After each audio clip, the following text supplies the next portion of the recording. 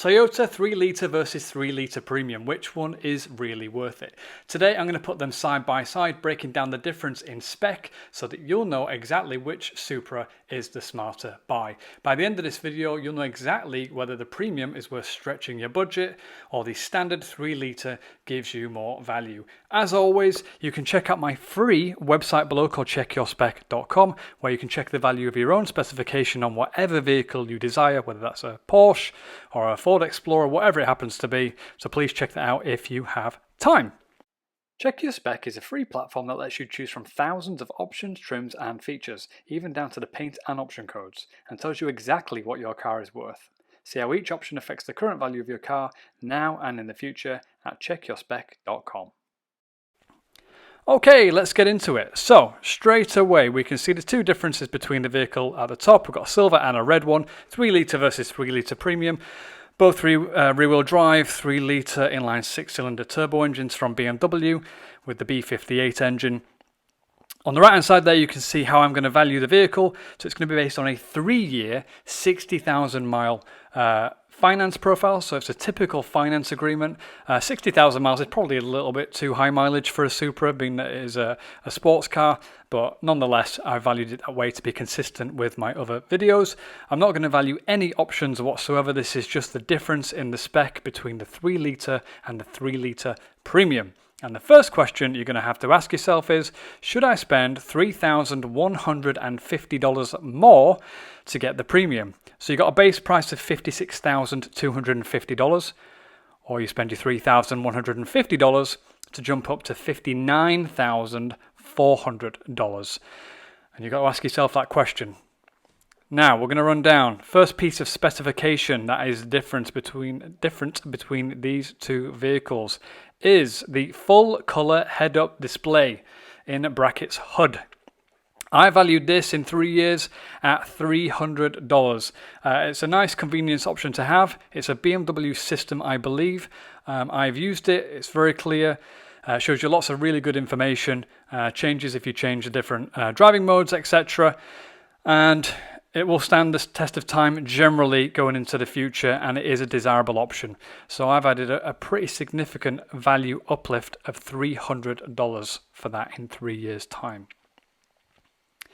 Next item, the charging sockets change from 1.5 amps to 2.1 amps. There's going to be no additional value for something like that. Really, you should just put the best version of whatever you've got in terms of this into the vehicle as standard. To really be nitpicky like that from a Toyota perspective and put a lesser USB charging port into the base version, it's a little bit greedy. You should just put the best version of that in. It's not going to be that much more extra for Toyota to cost that into their vehicle. Next one, I spent a bit of time actually deciding on this one, and in the end I went for a zero value, and that's between getting the Alcantara leather trimmed sport seats on the 3 litre standard version, or if you jump up to the premium version, you get leather trimmed sports seats as standard.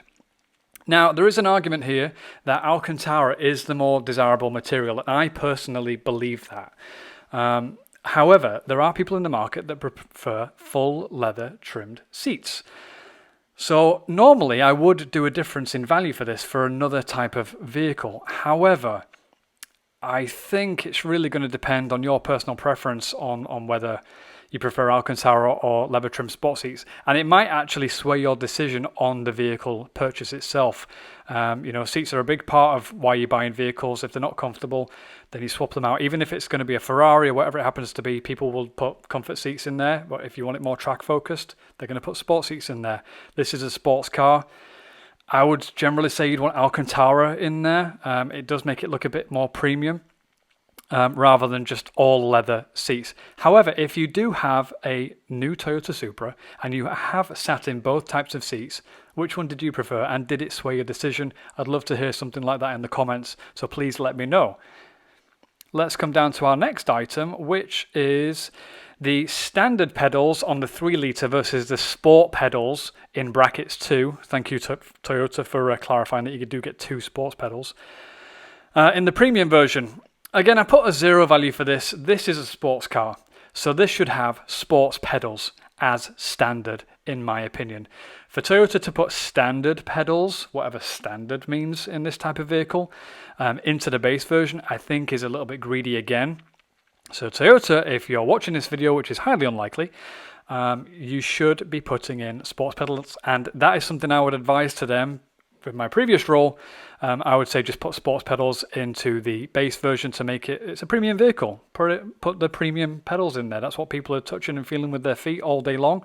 Put something nice in there for people to feel and touch so that when they're driving their sports car, it feels sporty underfoot. It just makes sense logically. So there's no additional value for that. I'm not going to add value for something that should really be standard across the range. Next up, we come to their audio multimedia section. So both vehicles get the 8.8-inch display screen with Supra Command. The big difference on the premium version is that you get wireless Apple CarPlay. And you do obviously get a premium for something like that. It is a highly desirable convenience option. People will pay extra for it. People will option it out as a separate. If this was part of a separate options package and it only offered Apple CarPlay or Android Auto, people do pay for the extra optional package so that they can have that convenience. And Toyota have done that, but they've done it on an entirely different model, being that the premium. So it does get a value difference, and I valued it at $250. Next item is that you get on the standard version a 10-speaker hi-fi sound system, 205 watts, unnamed.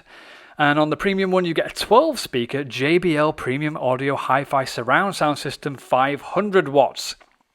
Now, the general rule of thumb from a valuation perspective is that we do pretty generic pricing on audio systems. So whether it's a Bose system or it's a Mark Levinson or whatever it's going to be, we do a fairly standard $250 across all audio systems. I know Bentley charge like $5,000 for audio systems. Forget it. You're not going to get that money back. No one's going to spend, $3,000 in the used market just because it's got the updated audio system. That's a bit silly. So that's why it's $250. And again, we're always looking into the future. Maybe the standard version in 3 years' time, when this car might have had a facelift, gets the JBL version, and then there's an even more premium JBL version on the premium version.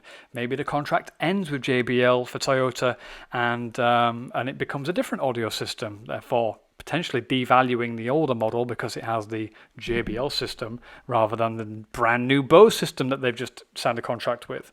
So you've got to be thinking about these things all the time as we go through the valuation process on how we value these specific vehicles. Next item is the Q compatible wireless charging tray with light indicator. Wireless charging, a nice convenience option to have. It does make your phone blindingly hot though once you've got it in there for a couple of hours. I valued it at $125. Again, it's a nice convenience option to have. I use mine in my particular vehicle. It's not a Supra, but it is a BMW product. I use mine every single day. I put it in there, don't have to plug it in, don't have to worry about it. It connects wirelessly with Android Auto and charges my phone at the same time. It does get blindingly hot, which is a bit of a concern. However, it's nice and convenient, so it gets a nice premium of $125. And let's see what is next. So performance is all the same, horsepower is all the same, 0 to 60 is all the same, and the top speed is 155 limited.